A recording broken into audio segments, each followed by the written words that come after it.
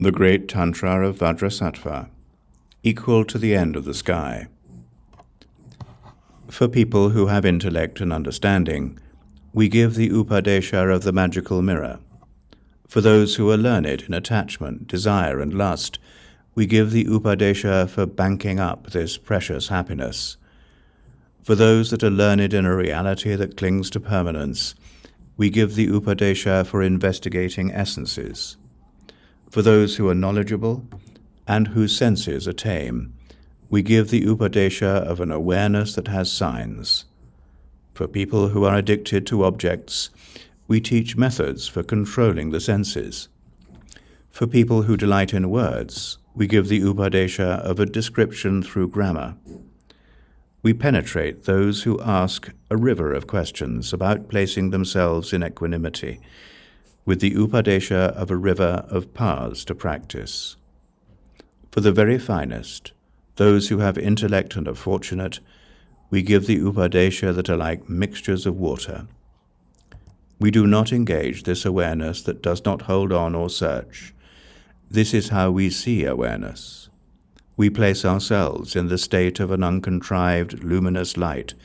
We do not follow any trails. We do not seek any object. The self-luminous has no faults. It does not think of itself. It does not seek a dominion. It is totally without any desirous attitudes. It is clear light. It has no position. It is all-encompassing. It is not to be visualized. It is free from the limitations of the hopes and worries in our thoughts. It is like the blazing light of the sun and has no position. Its blessings are entirely pervasive and encompassing. It is like a blazing, precious gemstone. Everything is reflected there just as it is. The self-luminosity of this awareness, which does not search, is free from every clinging to a source of application. So he spoke. From the Great Tantra equal to the end of the sky, this is the 7th chapter, Empowerment into the True Significance.